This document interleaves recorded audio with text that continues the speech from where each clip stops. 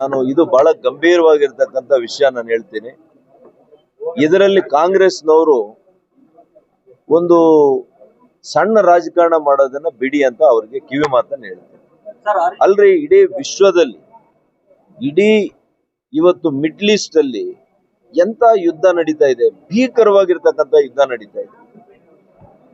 ನಮಗೆ ನಾವೇನು ಎಲ್ಲ ಆಮದು ಮಾಡ್ಕೊಳ್ಳೋದು ನಾವು ಅಲ್ವಾ? ನಮ್ಮಲ್ಲಿ ಇಲ್ಲೇನು ಕಚ್ಚಾ ತೈಲ ಇಲ್ಲ, LNG ಕಡಿಮೆ ಇದೆ, ಕಂಪ್ರೆಸ್ಡ್ ನ್ಯಾಚುರಲ್ ಗ್ಯಾಸ್ ಇಲ್ಲ. ಇವೆಲ್ಲ ಕೂಡ ನಾವು ಡಿಪೆಂಡ್ ಆಗಿರೋದು ಮಿಡ್ಲ್ ಈಸ್ಟ್ ಮೇಲೆ.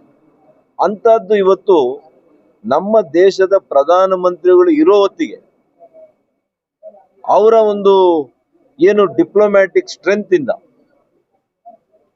ಇವತ್ತು ನಮಗೆ ಇರಾನ್ ಅಂತ ದೇಶನೂ ಕೂಡ ಇವತ್ತು ಸ್ಟಾರ್ಟ್ ಆಫ್ ಆರ್ಮಸ್ ಇಂದ ನಮ್ಮ ಹಡಗುಗಳಿಗೆ ಅವಕಾಶ ಮಾಡಿಕೊಟ್ಟಿದ್ದಾರೆ ಹೋಗ್ಲಿಕ್ಕೆ.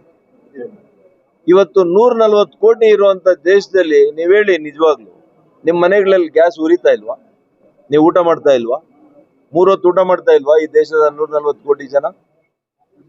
ಅಂತ ಕೋವಿಡ್ ಸಂಕ್ರಮಣ ಬಂದಾಗ ಕೂಡ ಇವತ್ತು ಚಿಲ್ಲರೆ ರಾಜಕಾರಣ ಮಾಡಿದ್ದು ಕಾಂಗ್ರೆಸ್. ಇಂಜೆಕ್ಷನ್ ಕೊಡ್ಬೇಕು, ವ್ಯಾಕ್ಸಿನ್ ಕೊಡ್ಬೇಕಂದ್ರೆ ಮೋದಿ ವ್ಯಾಕ್ಸಿನ್ ಅಂತಂದು, ಇವತ್ತು ನೋಡಿದ್ರೆ ಗ್ಯಾಸ್ ಅಲ್ಲಿ ರಾಜಕಾರಣ ಮಾಡಕ್ ಹೊರಟಿದ್ದೀರಿ. ನಾಚಿಕೆ ಆಗಲ್ವಾ ನಿಮ್ಗೆ?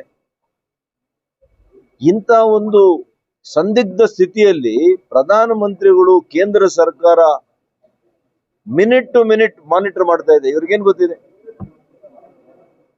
ಗ್ರೂಪ್ ಆಫ್ ಮಿನಿಸ್ಟರ್ಸ್ ನ ಮಾಡಿ 1 ತಿಂಗಳಾಗ್ತಾ ಬಂತು. ಯಾವಾಗ ಯುದ್ಧ ಪ್ರಾರಂಭ ಆಗಿದ್ದು ಮಾರನೇ ದಿವಸನೇ ಗ್ರೂಪ್ ಆಫ್ ಮಿನಿಸ್ಟರ್ಸ್ ಸಮಿತಿಯನ್ನ ಮಾಡಿದ್ರು ಪ್ರಧಾನಮಂತ್ರಿಗಳು. ಪ್ರತಿ ದಿವಸ ಮಾನಿಟರ್ ಮಾಡ್ತಾ ಇದ್ದಾರೆ. ಅಮೆರಿಕಾದಿಂದ ತರಿಸ್ತಾ ಇದ್ದಾರೆ, ಗಯಾನಾ ಇಂದ ತರಿಸ್ತಾ ಇದ್ದಾರೆ, ವೆನೆಜುವೆಲಾ ಇಂದ ತರಿಸ್ತಾ ಇದ್ದಾರೆ, ರಷ್ಯಾ ಇಂದ ತರಿಸ್ತಾ ಇದ್ದಾರೆ. ಗೊತ್ತಿದೆ ಇವ್ರಿಗೆ, ಗೊತ್ತಿದೆ. ಅವರು ಸರ್ಕಾರ 40-50 ವರ್ಷ ನಡೆಸಿದ್ದಾರೆ.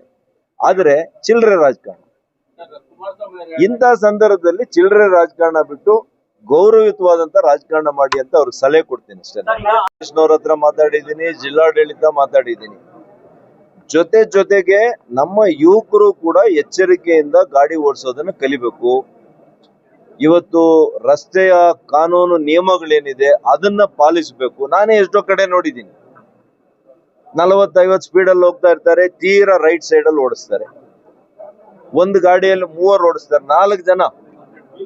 ಇದು ಸರಿನಾ? ಮತ್ತೆ ಯಾರನ್ನ ಬ್ಲೇಮ್ ಮಾಡ್ತೀರಿ ನೀವು?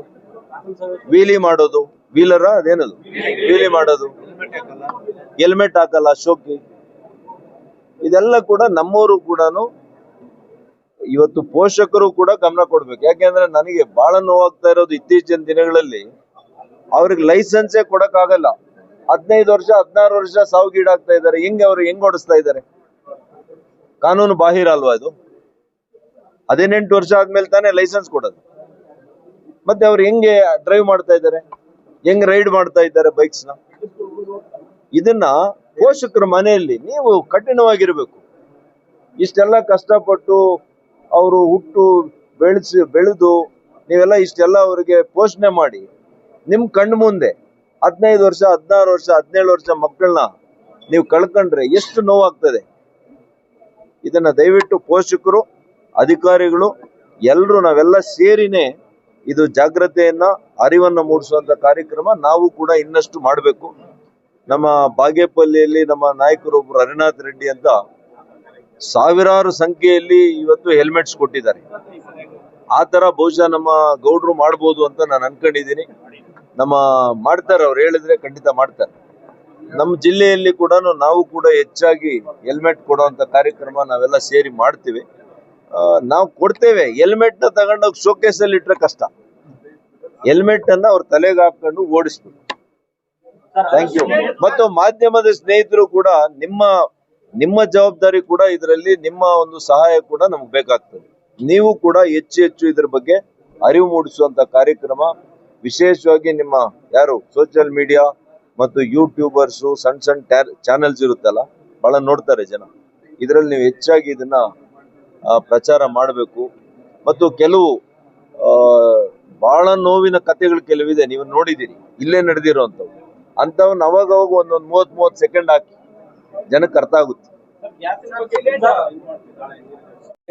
ಇಲ್ಲಿನ ಶಾಸಕರು ನಿಮ್ಮ ಪಕ್ಷದ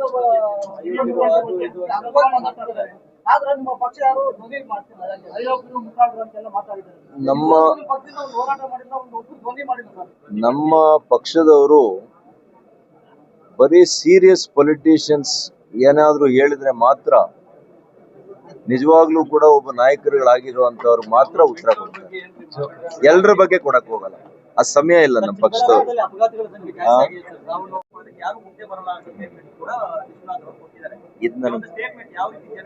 ಇದು ನನಗೆ ಗೊತ್ತಿಲ್ಲ. ವಿಶ್ವನಾಥ್ರವ್ರಿಗೆ ಈ ಜಿಲ್ಲೆಯಲ್ಲಿ ಪರಿಸ್ಥಿತಿ ಏನಿತ್ತು ಅವರಿಗೆ ಮಾಹಿತಿ ಇಲ್ಲ. ಬಹುಶಃ HN valley, KC valley, Vrishabhavathi ನೀರು ಇಲ್ಲಿಗೆ ಬಂದು ಕೆರೆಗಳಿಗೆ ತುಂಬದೇ ಇದ್ದಿದ್ರೆ ಅನೇಕ ಯುವಕರು, ರೈತರು ಅದೆಷ್ಟು ಸಾವುಗಳಾಗ್ತಾ ಇತ್ತು ಆತ್ಮಹತ್ಯೆ ಫಲವಾಗಿ, ಅದೆಷ್ಟು ಯುವಕರು ಉದ್ಯೋಗಕ್ಕೆ ಗುಳೆ ಹೋಗ್ತಾ ಇದ್ರು, ಕೂಲಿ ಕಾರ್ಮಿಕರು ಗುಳೆ ಹೋಗ್ತಾ ಇದ್ರು ಗೊತ್ತಿಲ್ಲ ನನಗೆ.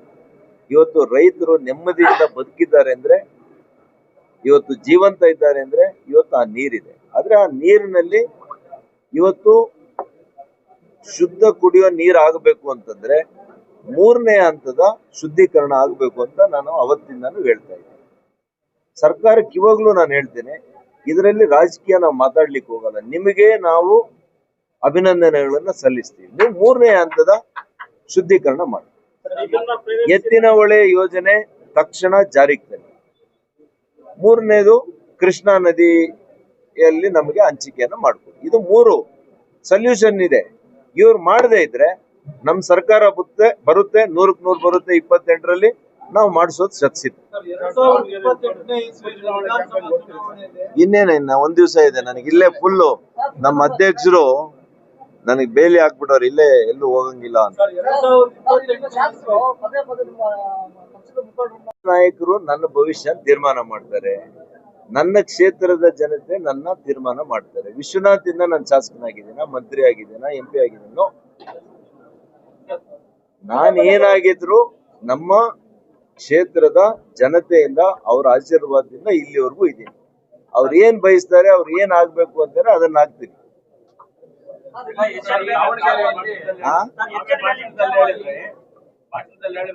ಕಾಂಗ್ರೆಸ್ ಸರ್ಕಾರದ ವಿರುದ್ಧ ಇದೇ ಶಾಸಕರುಗಳು ಬೇಸತ್ತಿದ್ದಾರೆ.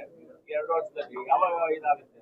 ಅವರೇನ ಭಾರತೀಯ ಜನತಾ ಪಕ್ಷಕ್ಕೆ ಬರುವಂತ ಯಾರು? ಕಾಂಗ್ರೆಸ್ ಬಿಟ್ಟು ಯಾರು ಈಗ ಬೇರೆ ಇರುವಂತವ್ರು, ಹಾಲಿ ಇರುವಂತ ಶಾಸಕರು ಈಗ ಗೊತ್ತಾಗಲ್ಲ. ಅಧಿಕಾರ ಬಿಟ್ಟು ನಮ್ ತರ ಯಾರು ಧೈರ್ಯ ಮಾಡಲ್ಲ. 4 ವರ್ಷ ಮುಂಚೆನೆ ಅಧಿಕಾರ ಬಿಟ್ಟು ಇನ್ನೊಂದು ಸಾಹಸ ಮಾಡೋದು ಕಡಿಮೆ, ಬಹಳ ಕಡಿಮೆ ಜನ. ಹಾಗಾಗಿ ಎಲೆಕ್ಷನ್ ಇನ್ನೆಲ್ಲ 6 ತಿಂಗಳಿದೆ ಅಂದಾಗ ನೀವು ನೋಡ್ತೀರಿ, ಇಲ್ಲಿಂದ ಅತ್ತಿಂದ ಇತ್ತ, ಇದೆಲ್ಲ ನಾವು ನೋಡಿರೋದೆಲ್ಲ ಅನೇಕ ವರ್ಷಗಳಿಂದ ನೋಡಿದೀವಿ. ಅದು ಆಗ್ಬೋದು. ಆದ್ರೆ ನಮ್ ಪಕ್ಷದವ್ರು ಹಂಗೆಲ್ಲ ಯಾರಂದ್ರೆ ಅವ್ರು ಬಂದ್ರೆ ಅವ್ರು ತಗೊಂಡ್ ಸೀಟ್ ಕೊಡ್ತಾರೆ ಅಂತ ನನ್ಗೆ ಅನ್ಸಲ್ಲ. ಈ ಬಾರಿ ಕಾಂಗ್ರೆಸ್ನಿಂದ ಬಿಜೆಪಿ ಸೇರ್ಪಡೆ ದೊಡ್ಡ ಮಟ್ಟದಲ್ಲಿ ಇರುತ್ತೆ. ಇದೆಲ್ಲ ಕೂಡ ನಮ್ಮ ಪಕ್ಷದ ಉನ್ನತ ಮಟ್ಟದ ಮುಖಂಡರುಗಳು, ನಮ್ಮ ಕೋರ್ ಸಮಿತಿ ಇದೆ, ನಮ್ಮ ಕೋರ್ ಕಮಿಟಿ ಏನಿದೆ ರಾಜ್ಯದಲ್ಲಿದೆ, ಕೇಂದ್ರದಲ್ಲಿ ಪಾರ್ಲಿಮೆಂಟರಿ ಕಮಿಟಿ ಇದೆ, ಅವ್ರ ತೀರ್ಮಾನ ತಗೊಳ್ತಾರೆ. ನನ್ನ ಹಂತದಲ್ಲಿ ಆಗಲ್ಲ. ಬೇಕು. ಈ 3 ಜಿಲ್ಲೆಗಳು ಸಂಘಟನೆ ದೃಷ್ಟಿಯಿಂದ ನಮಗೆ ಸ್ವಲ್ಪ ಶಕ್ತಿಯ ಕೊರತೆ ಇದ್ದಿದ್ದು ನಿಜ. ಆದ್ರೆ ಕಳೆದ 6 ವರ್ಷಗಳಲ್ಲಿ ಬಹಳಷ್ಟು ನಾವು ಅದನ್ನ ಅಭಿವೃದ್ಧಿ ಮಾಡಲಿಕ್ಕೆ ಎಲ್ಲ ರೀತಿಯ ಕಾರ್ಯಕ್ರಮಗಳು ಹಾಕೊಂಡಿದ್ದೇವೆ. ಆದ್ರೆ ಮುಂದಿನ 2 ವರ್ಷದ ಒಳಗಡೆ ನಮ್ಮ ಪಕ್ಷದ ಬಲವರ್ಧನೆ ಬಹಳ ಒಳ್ಳೆ ರೀತಿಯಲ್ಲಿ ಆಗ್ತದೆ. ನಮ್ಮ ಕಾರ್ಯಕರ್ತರು, ಮುಖಂಡರು, ಮಾಜಿ ಶಾಸಕರುಗಳು ಅನೇಕರು ಸೇರಿದ್ದಾರೆ ಈ 3 ಜಿಲ್ಲೆಗಳಲ್ಲಿ. ನಿಮ್ಗೆ ಗೊತ್ತಿರಲಿ, ಅನೇಕರು ನಮ್ಮ ಸಂದರ್ಭದಲ್ಲಿ ನಾನು ಮಂತ್ರಿ ಇದ್ದಾಗ ಅನೇಕರನ್ನ ಇಲ್ಲಿ ಸೇರ್ಪಡೆ ಕೂಡ ಮಾಡಿದ್ದೇವೆ. ಈಗ ನಮ್ಮ ವಿಭಾಗಕ್ಕೆ ಉಸ್ತುವಾರಿಗಳಾಗಿ ಬಹಳ ಅನುಭವಿಗಳು, ಹಿರಿಯರು ಆಗಿರ್ತಕ್ಕಂಥ ನಮ್ಮ ರಂಗೇಗೌಡರು ಬಂದಿದ್ದಾರೆ. ರಂಗೇಗೌಡರು ಬಂದಿರೋದ್ರಿಂದ ಬಹುಶಃ ಅವರು ಬಹಳ ಸೂಕ್ಷ್ಮವಾಗಿ ಗಮನಿಸಿ ಹಳ್ಳಿಯಿಂದ ಒಂದು ಮಂಡಲ ಮಟ್ಟದಿಂದ ಎಲ್ಲ ಸಂಘಟನೆ ಕಡೆ ಹೆಚ್ಚಿನ ಗಮನ ಕೊಟ್ಟು 3 ಜಿಲ್ಲೆ ಜಿಲ್ಲಾಧ್ಯಕ್ಷರುಗಳು, ನಾವೆಲ್ಲ ಚುನಾಯಿತ ಪ್ರತಿನಿಧಿಗಳು, ಬರೀ ನಾನಿಲ್ಲಿ MP ಆಗಿದ್ದೇನೆ, ನಮ್ಮ ದೊಡ್ಡಬಳ್ಳಾಪುರದಲ್ಲಿ ಧೀರಜ್ ಇದ್ದಾರೆ, 2 ಚುನಾಯಿತ ಪ್ರತಿನಿಧಿಗಳು ಬಿಟ್ರೆ ಇನ್ಯಾರು ಇಲ್ಲ 15 ಕ್ಷೇತ್ರಗಳಲ್ಲಿ. ಆದ್ರೆ ನಾವು ಮತ್ತಷ್ಟು ಕ್ಷೇತ್ರಗಳ ಗೆಲ್ಲಲಿಕ್ಕೆ ಈಗ NDAನೂ ಇರೋದ್ರಿಂದ ಅವ್ರಿಗೂ ಕೆಲವು ಸೀಟ್ಸ್ ಕೊಡಬೇಕಾಗಿದೆ. ಆದರೂ ಕೂಡ ನಾವು ನಮ್ಮ ಪಕ್ಷದ ಬಲವರ್ಧನೆಗೆ ನಾವು ವಿಶೇಷ ಕಾರ್ಯವೈಖರಿಯನ್ನ ನಾವು ಮಾಡ್ತೀವಿ. ಚಿಕ್ಕಬಳ್ಳಾಪುರದಲ್ಲಿ ಮುಂದಿನ ದಿನಗಳಲ್ಲಿ JDS ಟಿಕೆಟ್ ಆಕಾಂಕ್ಷೆ ಆಗ್ತದೆ ಅಂತ ಹೇಳ್ತಾರೆ.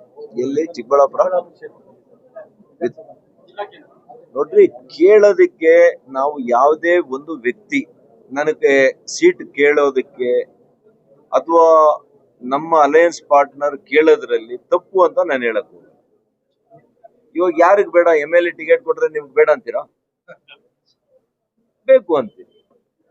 ಕೇಳೋದೇ ತಪ್ಪು ಅನ್ನೋದು ನಾನು ಒಪ್ಪಲ್ಲ. ನಮ್ಮ ಪಕ್ಷ ತೀರ್ಮಾನ ಮಾಡುತ್ತೆ. ಹೈಕಮಾಂಡ್ ಇದೆಯಲ್ಲ, ಯಾರು ಇದಕ್ಕೆ ಅರ್ಹರು, ಗೆಲ್ಲಿಕ್ಕೆ ಅವಕಾಶ ಇದೆ, ಪಕ್ಷದ ಕೆಲಸ ಏನ್ ಮಾಡಿದ್ದಾರೆ ಎಲ್ಲ ಕೂಡ ಅವ್ರ ಹತ್ರ ರಿಪೋರ್ಟ್ ಇರುತ್ತೆ. ನಾನು ನೀವು ಕೊಡೋಷ್ಟಿಲ್ಲ. 10 ರಿಪೋರ್ಟ್ ಇಟ್ಕೊಂಡಿರ್ತಾರೆ ಅಲ್ಲಿ. ಲೋಕಸಭಾ ಕ್ಷೇತ್ರದ ವಿಚಾರ ಹಾ, ಹೆಚ್ಚಾಗುತ್ತೆ ರಾಜ್ಯದಲ್ಲಿ. ಹಾಗೆ ಆಗ್ಬೇಕಲ್ಲ. ಈಗ ಪುನರ್ವಿಂಗಡಣೆ ಆಗುವಂತ ಸಂದರ್ಭದಲ್ಲಿ 100ಕ್ಕೆ 100 ಹೆಚ್ಚಾಗ್ತದೆ. ಎಷ್ಟಾಗ್ತದೆ, ಏನು ಬಿಲ್ಲು, ಇವೆಲ್ಲ ಕೂಡ ನಮಗೆ ಈ ಸಲ ಹೋದಾಗ ಗೊತ್ತಾಗುತ್ತೆ. ಬಟ್ ಒಂದು ಮಾತ್ರ, ಮಹಿಳಾ ಮೀಸಲಾತಿ ಜೊತೆಗೆ ಡಿಲಿಮಿಟೇಷನ್ ಆಗುತ್ತೆ ಅಂತ ನನಗೆ ಮಾಹಿತಿ ಇದೆ. ಪದೇ ಪದೇ ಚಿಕ್ಕಬಳ್ಳಾಪುರ ವಿಶ್ವನಾಥ್ ಅವಾಗ ಬರ್ತಾರೆ. ನಿಮ್ಮ ಸೇವೆ ದೇಶಕ್ಕೆ ತುಂಬಾ ಬಹಳ ಅಗತ್ಯ ಇದೆ. ಒಂದು ಕೇಂದ್ರ ಮಂತ್ರಿಯಾಗಿ ಇಲ್ಲಿ ಯುವಕರಿಗೆ ಅವಕಾಶ ಕೊಡಿ ಅಂತ ಹೇಳೋಗಿದ್ದಾರೆ. ಈಗ ಯಲಹಂಕ ವಿಶ್ವನಾಥ್ರವರು ನಮ್ಮ ಪಕ್ಷದ ಹಿರಿಯ ಶಾಸಕರು. ಅವ್ರು ಯಾವುದೋ ಖಾಸಗಿ ಕಾರ್ಯಕ್ರಮಕ್ಕೆ ಬಂದಿದ್ದಾರೆ. ಅವರ ಅಭಿಪ್ರಾಯವನ್ನ ಅವರು ವ್ಯಕ್ತಪಡಿಸಿದ್ದಾರೆ. ಹಾಗಾಗಿ ನಾನು ಅದಕ್ಕೆ ಏನು ಹೇಳ್ಬೇಕಾಗಿಲ್ಲ. ಪಕ್ಷ ತೀರ್ಮಾನ ಮಾಡುತ್ತೆ. ಅವ್ರೆಲ್ಲಿ ನಿಲ್ಬೇಕು, ನಾನೆಲ್ಲಿ ನಿಲ್ಬೇಕು, ನಾನು ರಾಷ್ಟ್ರ ಸೇವೆಗೆ ಇರ್ಬೇಕಾ, ರಾಜ್ಯ ಸೇವೆಗೆ ಹೋಗ್ಬೇಕಾ, ನಾನೆಲ್ಲ ತೀರ್ಮಾನ ಮಾಡೋದು. ಅದು ನಮ್ಮ ರಾಷ್ಟ್ರ ನಾಯಕರಿದ್ದಾರೆ, ಮಾಡ್ತಾರೆ. ಬಹುಶಃ ವಿಶ್ವನಾಥ್ರವ್ರಿಗೆ ವಿಶೇಷ ಅಧಿಕಾರ ಯಾರಾದ್ರೂ ಕೊಟ್ಟಿದ್ರೆ ನಂಗೆ ಗೊತ್ತಿಲ್ಲ. ರಾಜ್ಯದಲ್ಲಿ ಕೊಟ್ಟವರು, ರಾಷ್ಟ್ರದಲ್ಲಿ ಕೊಟ್ಟವರು, ಆ ಮಾತನ್ನ ಹೇಳೋದಕ್ಕೆ ಅವ್ರಿಗೆ ಯಾರು ಕೊಟ್ಟಿದ್ದಾರೆ ನಂಗೆ ಗೊತ್ತಿಲ್ಲ. ಅವ್ರು ಹೇಳಿದ್ದಾರೆ, ಅವ್ರನ್ನ ಕೇಳಿದ್ರು. ಅವ್ರು ಹೇಳಿರೋದನ್ನ ನನ್ ಕೇಳಿದ್ರೆ ನಾನೇನಂತೀನಿ? ನಿಮ್ ಬಗ್ಗೆ ಮಾತಾಡಿದ್ದಾರೆ ಸರ್. ನನಗಿರ್ತಕ್ಕಂಥ ಮಾಹಿತಿ, ಅಸ್ಸಾಂನಲ್ಲಿ 100ಕ್ಕೆ 100 ಗೆಲ್ತೇವೆ. ಕಳೆದ 3 ದಿವಸಗಳಿಂದ ಬಂದಿರತಕ್ಕಂತ ಒಂದು ವಿಷಯ ಏನು ಅಂತಂದ್ರೆ, ವೆಸ್ಟ್ ಬೆಂಗಾಲ್ ನಲ್ಲಿ ಕೂಡ ಈ ಬಾರಿ ಮೊದಲನೇ ಬಾರಿ ಭಾರತೀಯ ಜನತಾ ಪಕ್ಷ ಸರ್ಕಾರ ರಚನೆ ಮಾಡುತ್ತೆ ಅಂತ ಒಂದು ಸುದ್ದಿ ಬರ್ತಾ ಇದೆ. ಇದು ಒಂದು ಬಹಳ ಒಳ್ಳೆಯ ಬೆಳವಣಿಗೆ ದೇಶಕ್ಕೆ. ದೇಶದ ವಿಚಾರವಾಗಿ ಹೇಳ್ಬೇಕು ಅಂತಂದ್ರೆ, ಭಾರತೀಯ ಜನತಾ ಪಕ್ಷ ವೆಸ್ಟ್ ಬೆಂಗಾಲ್ ನಲ್ಲಿ ಆಡಳಿತ ಮಾಡೋದು ಬಹಳ ಮುಖ್ಯ ಆಗಿದೆ. ಯಾಕೆಂದ್ರೆ ಹೊರ ದೇಶಗಳಿಂದ ನಿಮಗೆ ಗೊತ್ತಿದೆ, ವಿಶೇಷವಾಗಿ ಬಾಂಗ್ಲಾದೇಶದಿಂದ, ಬೇರೆ ಬೇರೆ ದೇಶಗಳಿಂದ ಯಾವ ರೀತಿ ನುಸುಳುಕೋರರು ಒಳಗಡೆ ಬರ್ತಾ ಇದ್ದಾರೆ. ಅದನ್ನ ನಿಗ್ರಹ ಮಾಡಬೇಕು, ಕಡಿವಾಣ ಆಗ್ಬೇಕು ಅಂತಂದ್ರೆ ಅದು ಓನ್ಲಿ ಒನ್ ಪಾರ್ಟಿ, ಭಾರತೀಯ ಜನತಾ ಪಕ್ಷಕ್ಕೆ ಮಾತ್ರ ಸಾಧ್ಯ ಆಗ್ತದೆ. ಅದಕ್ಕೆ ಬಹುಶಃ ಜನರು ಕೂಡ ಅವರು ನಿರ್ಭೀತಿಯಿಂದ ಮತಗಟ್ಟೆಗೆ ಹೋಗಿ, ಮತಕೇಂದ್ರಗಳಿಗೆ ಹೋಗಿ ಮತವನ್ನ ಚಲಾಯಿಸಲಿಕ್ಕೆ ಬಹುಶಃ ಎಲ್ಲ ಅವಕಾಶಗಳಿದೆ. ಈ ಬಾರಿ ಮಾಡಿದ್ರೆ 100ಕ್ಕೆ 100 ನಾನು ಹೇಳ್ತೀನಿ, ಈ ಸಲ ಭಾರತೀಯ ಜನತಾ ಪಕ್ಷ ಈ ಸಲ ಆಡಳಿತ ಮಾಡ್ತದೆ. ಅಸ್ಸಾಂ 100ಕ್ಕೆ 100 ನಾವು ಗೆಲ್ತೇವೆ. ತಮಿಳುನಾಡಲ್ಲಿ ನಾವು ವೋಟ್ ಶೇರ್ ಬಹಳಷ್ಟು ಮತಗಳಿಕೆಯಲ್ಲಿ ಬಹಳ ದೊಡ್ಡ ಪ್ರಮಾಣದಲ್ಲಿ ಮತಗಳಿಕೆ ಈ ಸಲ ನಾವು ಮಾಡ್ತೇವೆ. ಸ್ಥಾನಗಳನ್ನು ಕೂಡ ನಾವು ನಿರೀಕ್ಷೆ ಮಾಡ್ತಾ ಇದ್ದೇವೆ. NDA ನಮ್ಮ ಮೈತ್ರಿಕೂಟದ AIDMK ಏನಿದೆ, ನಮ್ಮ ದೊಡ್ಡ ಪಾರ್ಟ್ನರ್ ಅವರು ಹೆಚ್ಚಿನ ಸ್ಥಾನಗಳನ್ನ ಗೆದ್ದು ಈ ಸಲ ಭ್ರಷ್ಟಾಚಾರದಿಂದ, DMK ಭ್ರಷ್ಟಾಚಾರದಿಂದ ಇವತ್ತು ಮುಕ್ತ ಮಾಡಿ ನಮ್ಮ NDAಗೆ ಅವಕಾಶ ಕೊಟ್ಟು ತಮಿಳುನಾಡಿನ ಅಭಿವೃದ್ಧಿಗೆ ಜನ ಆಶೀರ್ವಾದ ಮಾಡ್ತಾರೆ ಅಂತ ನಾನು ತಿಳ್ಕೊಂಡಿದ್ದೇನೆ. ಕೇರಳದಲ್ಲಿ ಅಲ್ಲಿ ಕೂಡ ನಮ್ಮ ಶಕ್ತಿ ಕಡಿಮೆ ಇದ್ರೂ ಕೂಡ ಇವತ್ತು ಜನರ ವಿಶ್ವಾಸ ಗಳಿಸಲಿಕ್ಕೆ ನಾವು ಬಹಳ ಯಶಸ್ಸನ್ನ ಕಾಣ್ತಾ ಇದ್ದೇವೆ. ದೊಡ್ಡ ಪ್ರಮಾಣದಲ್ಲಿ ಈ ಬಾರಿ ಭಾರತೀಯ ಜನತಾ ಪಕ್ಷಕ್ಕೆ ಮತಗಳು ಸಿಕ್ಲಿಕ್ಕೆ ಅವಕಾಶ ಇದೆ. ಬಾಗಲಕೋಟೆ ನಮಗಿರ್ತಕ್ಕಂಥ ಮಾಹಿತಿ, ಬಾಗಲಕೋಟೆ 100ಕ್ಕೆ 100 ಗೆಲ್ತೇವೆ. ದಾವಣಗೆರೆ ಕೂಡ 51 ನಾವಿದ್ದೀವಿ, 49 ಕಾಂಗ್ರೆಸ್ ಇದೆ ಅಂತ ಒಂದು ವಾತಾವರಣ ಇದೆ. ಬಹುಶಃ ನಾನು ಇಷ್ಟೇ ಕೇಳ್ತೇನೆ, ಅಲ್ಪಸಂಖ್ಯಾತರು ನೀವು ಯಾವಾಗ್ಲೂ ಕಾಂಗ್ರೆಸ್ಗೆ ಮತ ಕೊಡೋ ಮತದಾರರಾಗಿ ಉಳಿಬೇಡಿ, ನಾಯಕರಾಗಬೇಕು. ನೀವು ಕೂಡ ನಿಮಗೂ ಸಾಮಾಜಿಕ ನ್ಯಾಯ ಬರೀ ಬಾಯಲ್ಲಿ ಹೇಳ್ತಾರೆ ಕಾಂಗ್ರೆಸ್ನವರು. ನೀವು ಸಾಮಾಜಿಕ ನ್ಯಾಯ ಅವ್ರು ಕೊಡ್ಲೇಬೇಕು ಅಂತೇಳಿ ನಿಮ್ಮ ಹೋರಾಟ ಆಗ್ಬೇಕು ಅಂತಂದ್ರೆ ನಿಮ್ಮ ಮನಸ್ಸಾಕ್ಷಿಗೆ ಅನುಗುಣವಾಗಿ ದಾವಣಗೆರೆಯಲ್ಲಿ ಮತ ಕೊಡಿ ಅಂತ ಮಾತ್ರ ನಿಮಗೆ ಮನವಿ ಮಾಡ್ತೀನಿ. ಇತ್ತು, ಬಹಳ ಇತ್ತು. ನಮ್ಮ ಭಾರತೀಯ ಜನತಾ ಪಕ್ಷದ ಅಧ್ಯಕ್ಷರು, ನೂತನ ಅಧ್ಯಕ್ಷರು ಇದು ಒಂದು ಒಳ್ಳೆ ಕೆಲಸ ಮಾಡಿದ್ದಾರೆ. ಒಳ್ಳೆ ಕಚೇರಿ ಆಗಿದೆ. ಇದು ಇನ್ನು ಸ್ವಂತ ಕಟ್ಟಡ ಕೂಡ ಮಾಡಲಿಕ್ಕೆ ಅವರು ಸಂಕಲ್ಪ ಮಾಡಿದ್ದಾರೆ. ಅವ್ರಿಗೆ ಏನ್ ಬೇಕು ಸಹಕಾರ ನಾವು ಮತ್ತು ನಮ್ಮೆಲ್ಲ ಕಾರ್ಯಕರ್ತರು, ನಮ್ಮ ಮುಖಂಡರು ನಾವು ಕೊಡ್ಲಿಕ್ಕೆ ತಯಾರಾಗಿದ್ದೀವಿ. 100ಕ್ಕೆ 100 ಇದೆ. ಸಮಯ ಅಷ್ಟೇ ನಿಗದಿ ಮಾಡ್ತಾ ಇದ್ದೀವಿ.